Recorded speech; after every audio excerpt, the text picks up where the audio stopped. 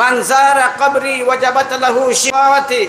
আজকের যুগে একটা দল আছে যারা বলে নবীর কবর জিয়ারত করার জন্য সফর করা হারাম। তাহলে নবীর কবর জিয়ারত যদি আপনার করার ইচ্ছা হয়, বাংলাদেশ থেকে সফর ছাড়ার কোনো উপায় আছে? বলুন না, জোরে বলুন না।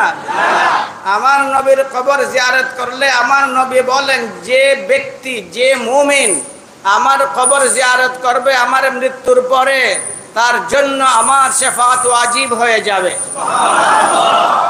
তার কবরের পার্শ্বে গিয়ে সালাম করলে নবী স্বয়ং তার সালাম শুনেন এবং তার সালামের জবাব দেন।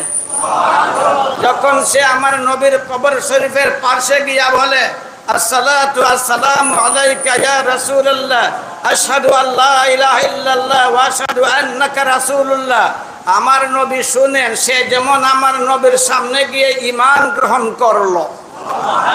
এই বিরাট মর্যাদা নবীজির কবর শরীফ জিয়ারতের মধ্যে নিহিত রয়েছে। আমার নবী যদিও মৃত, কিন্তু এরপরেও তার মুজিজা চালু আছে আজ পর্যন্ত। জীবিত থাকতে যেমন ভাবে তার সাথে মুজিজার সম্পর্ক ছিল, আজ পর্যন্ত এবং কিয়ামত পর্যন্ত তার সাথে মুজিজার সম্পর্ক থাকবে। আপনারা হয়তো নেটের জগতে অনেক কিছু দেখেন। আজকাল নেটের জগতে একটা আলোচনা চলছে। আলোচনা হচ্ছে একটা ঘটনা, যে ঘটনা নিয়ে একটু বিভ্রান্তির সৃষ্টি করার প্রচেষ্টা করে চলছে একটা দল। ঘটনাটা হচ্ছে সৈয়দ আহমদ রফাঈ রহমতুল্লাহ আলাইহি, সৈয়দ আহমদ রফাঈ রহমতুল্লাহ আলাইহি, তিনি নবীর বড়ই আশিক ছিলেন। আপনারাও আশিক, তিনিও ছিলেন আশিক, কিন্তু নবীর রওজায় যাওয়ার মতো তার সামর্থ্য ছিল না। সারা জীবন কান্নাকাটি করতেন একবার আমার নবীর কবর শরীফ জিয়ারত করার জন্য। একবার তার ভাগ্য ছুটে গেল, নবী করিম সাল্লাল্লাহু আলাইহি ওয়াসাল্লামের কবর শরীফে হাজির হয়ে গেলেন। আল্লামা রেফাঈ কবরে যাওয়া আর অন্যান্য মানুষের কবরে যাওয়া সম্ভব নয়। 555 হিজরির কথা, রুহুল হজ্জ ওয়াস সাজ, আল্লামা আশরাফ আলী থানভী রহমতুল্লাহ আলাইহি লিখেছেন রুহুল হজ্জ ওয়াস সাজ। মুফতি মাহমুদ গঙ্গোহী দারুল দেওবন্দের মুফতি, তার মুলফুজাতের মধ্যেও আছে। মুলফুজাতে আশরাফি থানভী রহমতুল্লাহ আলাইহির মুলফুজাতের মধ্যেও আছে। আল্লামা সুয়ুতি রহমতুল্লাহ আলাইহি তার রচিত কিতাবের মধ্যেও লিখেছেন। অনেক কিতাবের মধ্যে তা বিবৃত আছে, আলোচিত আছে।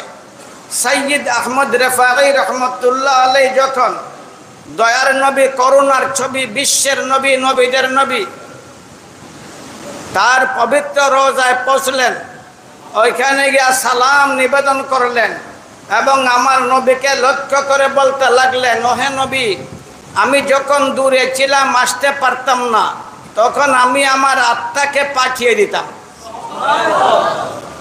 আমার আত্মা আপনার কবরকে চুম্বন করত, আপনার পবিত্র কবরের মাটি চুম্বন করত। কিন্তু আজ আমি সশরীরে তোমার দরবারে হাজির হয়ে গেছি, আজ আর তোমার মাটি চুম্বন করলে চলবে না। হাত বাহির করে দাও, হাত বাহির করে দাও, আমি তোমার হাতে চুম্বন খেতে চাই। 90,000 মানুষ ছিল ওই সময় উপস্থিত। 90,000 মানুষ ছিল। তার মধ্যে আব্দুল কাদের জিলানী রহমতুল্লাহ আলাইহিও ছিলেন। সৈয়দ আহমদ রফাঈ রহমতুল্লাহ আলাইহি যখন আমার নবীকে লক্ষ্য করে বললেন, ইয়া রাসূলুল্লাহ, আজ আর আপনার পবিত্র হাত চুম্বন না করলে চলবে না, হাত বাহির করে দাও। নবী করিম সাল্লাল্লাহু আলাইহি ওয়াসাল্লামের পবিত্র হাত কবর শরীফ থেকে বাহির হয়ে আসলো। 90,000 আমার নবীর উম্মতদের 90,000 তারা দেখতে পান। একদম দুপুরের সূর্যের মতো ঝমকালো চমকালো জাজ্জল্যমান আমার নবীর পবিত্র হাত কবর থেকে বাহির হয়ে আসলো। শুধু তাই না, বরং দীর্ঘ এলাকা তার পবিত্র হাতের সুগন্ধে বিমুগ্ধ হয়ে গেল। এরপরে তার পবিত্র হাত আবার গোপন হয়ে গেল, অদৃশ্য হয়ে গেল। এই ঘটনাকে নিয়ে অনেক বিকৃতির এবং বিভ্রান্তির চেষ্টা চলছে নেটের জগতে। আমি নিজেও শুনেছি, দেখেছি, যদিও আমি আগ থেকেই জানতাম। আসল ব্যাপার হচ্ছে নবী করিম সাল্লাল্লাহু আলাইহি ওয়াসাল্লামের সাথে অলৌকিকতার সম্পর্ক আগেও ছিল, এখনো বলো না, আছে না নাই? আছে না নাই? আছে না নাই? মুহাম্মদ ইবনে হারবাল হিলালি, মুহাম্মদ ইবনে হারবাল হিলালি রহমতুল্লাহ আলাইহি বলেন, আমি একবার রওজে আকদাসের কাছে ছিলাম। একটা মানুষ আসলো বাহির থেকে, আইসা নবী করিম সাল্লাল্লাহু আলাইহি ওয়াসাল্লামের পবিত্র রওজায় সালাত সালাম নিবেদন করলো। এরপরে একটি আয়াত তিলাওয়াত করলো। আমার নবীকে লক্ষ্য করে বলতে লাগলো, ওহে সত্য নবী, তুমি সত্য, আল্লাহ সত্য, কুরআন সত্য। তুমি সত্য, আল্লাহ সত্য, তোমার উপর যে আল্লাহ কুরআন নাজিল করেছেন সেই কুরআনও সত্য। আল্লাহর কালামের মধ্যে আছে, ওয়ালাউ আন্নাহুম ইযলামু আনফুসাহুম জাউকা ফাস্তাগফিরুল্লাহ ওয়াস্তাগফারা লাহুমুর রাসূল লাওয়াজাদুল্লাহ তাওয়াবার রাহিমা। কেউ যদি ভুলবশত পাপ করে নেয়, তওবা করে, এরপরে তোমার কাছে এসে সুপারিশ প্রার্থনা করে, তুমি যদি তার জন্য সুপারিশ করো, তাহলে আল্লাহ মুহূর্তের মধ্যে ক্ষমার ঘোষণা করে দেন। ওহে রহমতের নবী, জিন্দা নবী, আল্লাহ সত্য, আল্লাহর কালাম সত্য, তুমি নবীও সত্য। তোমার দরবারে আসছি, আল্লাহর কাছে আমার জন্য সুপারিশ করো, আল্লাহ যেন আমাকে মাফ করে দেয়। এই বলে একবারে বেকুল হয়ে গেল। কবর থেকে আওয়াজ আসলো, কবর থেকে আওয়াজ আসলো, এই পাপিষ্ঠ পাপাত্মা, তোমার জন্য আমি সুপারিশ করেছি, আল্লাহ তোমার জীবনের সকল গুনাহ মাফ করে দিয়েছেন। শুধু তাই না, আবুল খায়র আল আফতাক রহমতুল্লাহ আলাইহি বলেন, তিনি বলেন, আমরা একবার ছিলাম 5 দিনের ক্ষুধার্ত, 5 দিনে একাধারে ক্ষুধার্ত। রোজে আকদাসের কাছে গেলাম, ওইখানে যাওয়ার পরে ক্ষুধার তাড়নায় আমরা একেবারে বেকুল হয়ে গেলাম। আমরা সিদ্ধান্ত নিলাম আমরা যাব না। নবী করিম সাল্লাল্লাহু আলাইহি ওয়াসাল্লামকে লক্ষ্য করে বলতে থাকলেন, ইয়া রাসূলুল্লাহ আনা দায়ফুক, ইয়া রাসূলুল্লাহ আনা দায়ফুক, ইয়া রাসূলুল্লাহ আনা দায়ফুক। ওহে আল্লাহর রাসূল, আমি তোমার মেহমান, ওহে আল্লাহর রাসূল, আমি তোমার মেহমান, আমি ক্ষুধার্ত। এই বলেই আমি একটু ঘুমিয়ে পড়লাম। দেখলাম আমার পেয়ারা নবী, আমার জীবন রাজ্যের একচ্ছত্র সম্রাট, আমার জীবন সাধনার একমাত্র লক্ষ্য, আমার পেয়ারা নবী আমার হাতে একটা রুটি দিয়েছেন। অর্ধেকটা রুটি আমি খেয়ে নিলাম, আমার ক্ষুধা মিটে গেল। আমি যখন সজাগ হয়ে গেলাম, দেখলাম বাকি অর্ধেক রুটি আমার হাতে রয়েই গেছে। হযরত আলী রাদিয়াল্লাহু তাআলা আনহুর বর্ণনা আপনি দেখতে পাবেন, ওয়াফাউল ওয়াফার মধ্যে আছে। হযরত আলী রাদিয়াল্লাহু তাআলা আনহুর বর্ণনা, নবী করিম সাল্লাল্লাহু আলাইহি ওয়াসাল্লামের ইন্তেকালের 3 দিন পরে গ্রাম থেকে অপরিচিত একটা মানুষ একবারে বেকুল হয়ে নবীজির কবরে আসলো এবং নবীর কবরে এসে হাই হুতাশ করতে লাগলো। নবীর কবর শরীফের মাটি নিজের শরীরের মধ্যে মলতে লাগলো। এরপরে একইভাবে আমার নবীকে লক্ষ্য করে বলতে লাগলো, আল্লাহর কালাম সত্য, তুমি সত্য, আল্লাহ সত্য। আল্লাহ বলেছেন তুমি সুপারিশ করলে আল্লাহ তাআলা মাফ করে দিবেন। গুনার বোঝা মাথায় নিয়ে আমি এসেছি, আমার জন্য আল্লাহর দরবারে সুপারিশ করো। এই বলে লোকটা চলে যেতে লাগলো। হযরত আলী বলেন, আমি নিজের কানে শুনেছি, কবর থেকে আমার নবীর আওয়াজ এসেছে, তোমার জীবনের সকল গুনাহ আমার সুপারিশের মাধ্যমে আল্লাহ মাফ করে দিয়েছেন। আমার নবীর মুজিজার সম্পর্ক যেভাবে তার জীবদ্দশায় ছিল, তেমন ভাবে ইন্তেকালের পরেও আমার নবীর মুজিজার সাথে সম্পর্ক আছে না নাই? বলো না জুড়ে আছে। আমি প্রায় বলে থাকি, হাফিজ হামাদউদ্দিন ইবনে কাসির রহমতুল্লাহ আলাইহি তার তাফসীরের কিতাব ইবনে কাসিরের মধ্যে লিখেছেন, একটা বৃদ্ধ লোক বার্ধক্যের সময় সে কবিরা গুনাহ করে বসলো। কবিরা গুনাহ করার পরে নিজে আল্লাহর দরবারে তওবা করলো, কান্নাকাটি করলো, ক্ষমা চাইলো। এরপরে বৃদ্ধ লোকটা হতাশ হয়ে গেল, আমি তো আল্লাহর দরবারে তওবা করলাম, আল্লাহ কি আমার তওবা কবুল করেছেন, এই বলে হতাশ হয়ে গেল। পবিত্র কোরআন শরীফ খুলল, একবারে অজ্ঞ লোকটা ছিল, অশিক্ষিত ছিল, তবে আরবি ছিল, কিছুটা আরবি বুঝে। যেমন আমরা যদিও বাংলা শিক্ষিত নয়, তবে বাংলা ভাষা কিছুটা বুঝি না, বুঝি না বলুন না, কিছুটা বুঝি। ওই লোকটা আরবি ছিল। কোন এক প্রসঙ্গে হাফিজ আমাদউদ্দিন ইবনে কাসির রাহমাতুল্লাহ আলাইহি ওই দীর্ঘ ঘটনার আলোচনা করেছেন। ওই লোকটার সামনে পবিত্র কোরআনের আয়াত ভেসে উঠল, ওয়ালাউ আন্নাহুম যালামু আনফুসাহুম জাউকা ফাস্তাগফিরুল্লাহ ওয়াস্তাগফারা লাহুমুর রাসূলু লাওয়াজাদুল্লাহ তাওয়াবার রহিমা।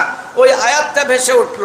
ওই লোকটা আরো বেকুল হয়ে গেল, হায় রে, আমার নবীর সাহাবারা কতই না ভাগ্যবান ছিলেন, তারা যদি ভুলবশত কোনোদিন কোনো পাপ করে বসতেন, নিজেরা সঙ্গে সঙ্গে আল্লাহর দরবারে তওবা করতেন, এরপরও তারা ক্ষান্ত হতেন না, রহমতের নবীর দরবারে চলে যেতেন। ওই নবী তাদের জন্য সুপারিশ করতেন, সঙ্গে সঙ্গে আল্লাহর পক্ষ থেকে নবীর মুখে তাদের জন্য মাফির ঘোষণা চলে আসতো। ওই আয়াত পড়ার পরে ওই বৃদ্ধ লোকটা আরো হতাশ হয়ে গেল, হায় রে, ভাগ্যবান নবীর সাহাবা, তাদের যুগে নবী ছিলেন, তারা নবীর দরবারে আসতো, নবী তাদের জন্য সুপারিশ করতেন, আমি যাব কোথায়? আমার নবী দুনিয়াতে নাই, আমার নবী দুনিয়া থেকে বিদায় নিয়ে গেছেন। তার মধ্যে হতাশার মাত্রা আরো বেড়ে গেল। এরপরে চিন্তা করতে লাগলো, ওই আয়াতটি তো পবিত্র কোরআনের, কোরআন আছে, ওই আয়াত আছে, ওই আয়াত থাকবে, ওই আয়াতের বাস্তবতাও থাকবে, আমি কেন হতাশ হয়ে যাব? সুতরাং সে সিদ্ধান্ত নিল, আমি নবীর দরবারে পৌঁছে যাব। সে যাত্রা শুরু করলো রোজে আকদসের দিকে। कहो क्या मैं चलो किधर, बिरह की आग दिले भीतर, मैं बालम खूज में निकली, मुझे परदेश जाना है, मदीना है ज़मीं पर, या कि है अर्शे बरी ऊपर, वही वो शियाम बसता है, मुझे वो देश जाना है। একবারে পাগল পারা হয়ে ওই বৃদ্ধ লোকটা সোনার মদিনার দিকে যাত্রা শুরু করলো। আমার নবীর দরবারে গিয়ে সালাম নিবেদন করলো। এরপরে আল্লাহর কাছে দোয়া করতে লাগলো। দোয়া কার কাছে? জোরে বলুন না, জোরে বলুন না, জোরে বলুন না। দোয়া নবীর কাছেও করা যায় না, ওলির কাছেও করা যায় না, দোয়া করা যায় একমাত্র উদউনি আস্তাজিব লাকুম, উদউনি আস্তাজিব লাকুম। আল্লাহ বলছেন আমার কাছে দোয়া করো, আমি তোমাদের দোয়া শুনবো, কবুল করব, আমার কাছে দোয়া করো। দোয়া করবা কার কাছে? দোয়া করবা কার কাছে? সন্তান চাইবা কার কাছে? রিজিক চাইবা কার কাছে? শিফা চাইবা কার কাছে? আল্লাহর কাছে।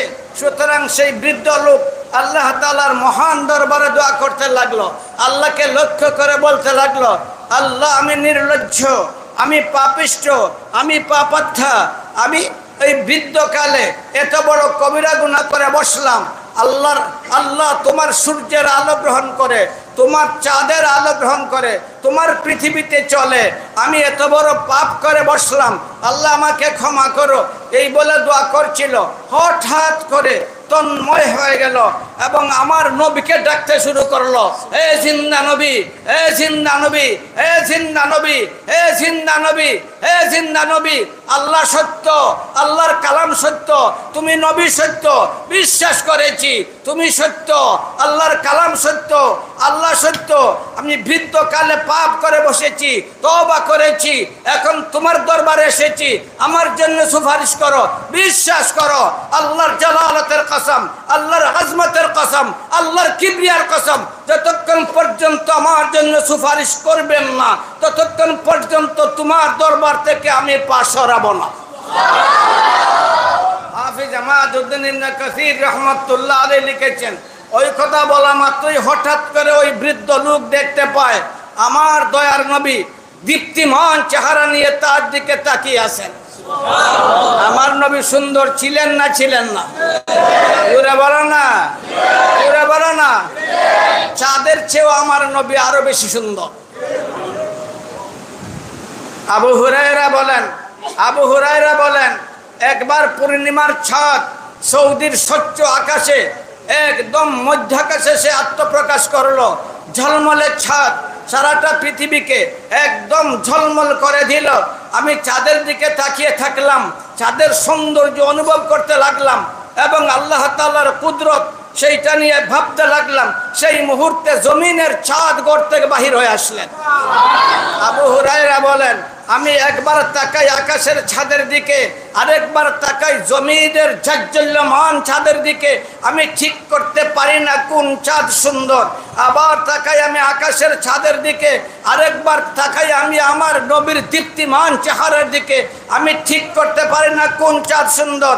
আবু হুরায়রা বলেন, তৃতীয়বার আমি আবার আকাশের দিকে তাকালাম, আকাশের জ্যোতির্মান চাঁদ দেখতে লাগলাম আর আমার নবীর জ্যোতিষ্মান চেহারা প্রত্যক্ষ করতে লাগলাম। তিনবার দেখার পরে আবু হুরায়রা ঘোষণা করেন, হে দুনিয়ার মানুষ, বিশ্বাস করো, আল্লাহর কসম, আকাশের চাঁদের চেয়ে আমার নবীর চেহারা আরো সুন্দর।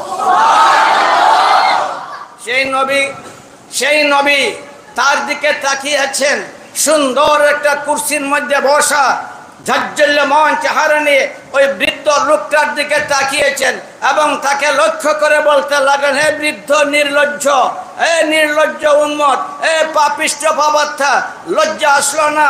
এই বৃদ্ধকালে আকাশের নিচে জমিনের উপর চাঁদ সূর্যের আলো গ্রহণ করে এত বড় পাপ করে বসেছ, তওবা করেছ, কান্নাকাটি করেছ, এখন আমার কাছে সুপারিশ প্রার্থনা করার জন্য এসেছো? আরে বিশ্বাস করো, এ পাপিষ্ঠ পাপাত্মা, বিশ্বাস কর, বিশ্বাস কর, আমি রহমতের নবী, আমি জীবিত থাকতে রহমত, আমি কবরের রহমত, আমি হাসরের রহমত, আমি জান্নাতের রহমত, আমি রহমতুল্লাহ আলামিন, আমি চির রহমত। তুমি কেন বঞ্চিত হবে? তোমার জন্য আমি আল্লাহর দরবারে সুপারিশ করেছি, আল্লাহ তোমার জীবনের সকল পাপ মাফ করে দিয়েছেন। এই সবগুলা হচ্ছে আমার নবীর মুজিজা, এই সবগুলা হচ্ছে আমার নবীর করোনা, সবগুলা হচ্ছে আমার নবীর মুজিজা। আরে আমাদের ইমামে আজম আবু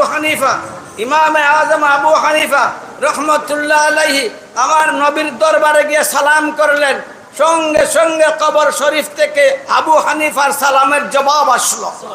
এই কিছুদিন আগের কথা, কুতুবুল আলম সাইদ হোসেন আহমদ মদনী রহমতুল্লাহ আলাইহি নবী সূর্য মুহাম্মদুর রাসূলুল্লাহ সাল্লাল্লাহু আলাইহি ওয়াসাল্লামের দরবারে সালাম করলেন, মুহূর্তের মধ্যে সালামের জবাব আসলো।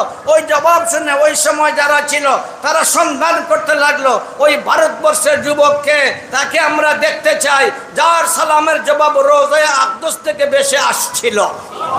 এই সবগুলো আমার নবীর মুজিজা, আমার নবীর বৈশিষ্ট্য, ওই সবগুলো আমার নবীর অলৌকিকতা, আমার নবীর সাথে মুজিজার সম্পর্ক, যার জীবদ্দশায় যেমন ছিল এখনো মুজিজার সম্পর্ক আছে না নাই?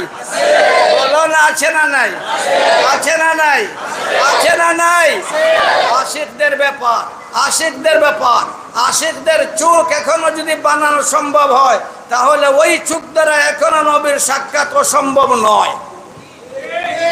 আমাদের মৌলানা হুসেন আহমদ মদনী রহমতুল্লাহ আলাইহি একবার একটা কবিতার একটা অংশ একটা কাগজের মধ্যে লিখা পাইলেন, ওই কাগজটা পড়া ছিল মাটির মধ্যে, ওই কাগজটা উঠাইলেন, উঠাইয়ে দেখলেন তার মধ্যে কবিতার একটা পংক্তি, কে হাবিব উঠা দো রুখ সে নেকাব কো, কে হাবিব উঠা দো রুখ সে নেকাব কো, হে বন্ধু তোমার চেহারা থেকে পর্দা সরাও, তোমার চেহারা থেকে পর্দা সরাও, আমি তোমার চেহারা দেখতে চাই, তোমার চেহারা থেকে পর্দা সরাও। কবি সে তার কোন লক্ষ্যে বলেছে? কুতুবুল আলম সৈয়দ হুসেন আহমদ মদনী রহমতুল্লাহ আলাইহি কবিতার ওই পংক্তি পড়ে পড়ে একবারে বেহুশ হয়ে গেলেন, একবারে পড়ে গেলেন। মানুষ মনে করলো তিনি অসুস্থ হয়ে গেছেন, জমিনের মধ্যে পড়ে গেছেন, কিন্তু আসলে মৌলানা মদনীর ভাগ্যের দ্বার খুলে গেছে। হাজার হাজার মাইল দূরে, হাজার হাজার মাইল দূরে মাঝখানে রয়েছে পাহাড় পর্বত, কত বালিকণার স্তূপ, ওই সবগুলা রয়েছে তার এবং রোজা আকদসের মাঝখানে। তিনি দেখতে পান রোজা আকদস এবং তার মাঝখানের যতগুলা আড়াল ছিল, যত পাহাড় পর্বত দ্বীপ ছিল, কিছুই নেই। চেয়ারের মধ্যে ঝাজ্জল্যমান চেহারা নিয়ে আমার নবী হুসেন আহমদ মদনীর দিকে তাকিয়ে আছেন এবং বলতে লাগলেন, হুসেন আহমদ কাঁদছো কেন? কান্না বন্ধ করে দাও, কান্না বন্ধ করে দাও। কেন কাঁদছো? কেন কাঁদছো? পর্দা সরাইয়ে দিলাম, পর্দা সরাইয়ে দিলাম, পর্দা সরাইয়ে দিলাম, পর্দা সরাইয়ে দিলাম, পর্দা সরাইয়ে দিলাম। আমার চেহারা দেখে তোমার কলিজার আগুন নিভিয়ে ফেলো। এই সবগুলা হচ্ছে আমার নবীর বৈশিষ্ট্য, ওই সবগুলো আমার নবীর মুজিজা। সুতরাং আমার নবীর মুজিজা তার জীবদ্দশায় যেমন ভাবে তার সাথে সম্পৃক্ত ছিল, আজও ওই সকল অলৌকিকতার সম্পর্ক আমার নবীর সাথে আছে না নাই? আছে না নাই? আছে না নাই? আছে না নাই? আছে না নাই? এই কিছুদিন আগের কথা হাজী ইমদাদুল্লাহ মুহাজিরে মক্কি, হাজী ইমদাদুল্লাহ মুহাজিরে মক্কি রহমতুল্লাহ আলাইহি, উনি একবার একটা স্বপ্ন দেখলেন। কি দেখলেন? বলো না, কি দেখলেন? স্বপ্ন যদি আমার নবীকে কেউ দেখে তাহলে সে অবশ্যই আমার নবীকে দেখেছে। মান রানি ফিল মানামে ফাকাদ রানি ফা ইন্না শাইতানা লা ইয়াতামাসসালু বি। আমার নবীর ঘোষণা, আমাকে যে আমার উম্মত স্বপ্নে দেখলো, বাস্তবেই সে আমাকে দেখলো, কারণ শয়তান আমার আকৃতি ধারণ করতে পারে না। বলো না, পারে না। হাজী ইমদাদুল্লাহ মুহাজিরে মক্কি রহমতুল্লাহ আলাইহি স্বপ্ন দেখলেন, প্যারা নবী মুহাম্মদুর রাসূলুল্লাহ সাল্লাল্লাহু আলাইহি ওয়াসাল্লাম হাজী ইমদাদুল্লাহ মুহাজিরে মক্কি রহমতুল্লাহ আলাইহির হাত ধরে আরেকজন মানুষের হাতে ধরাইয়ে দিলেন, আরেকজনের হাতে ধরাইয়ে দিলেন। স্বপ্ন থেকে তিনি যখন জাগ্রত হলেন, হতাশ হয়ে গেলেন। অদ্ভুত ব্যাপার, কি ব্যাপার?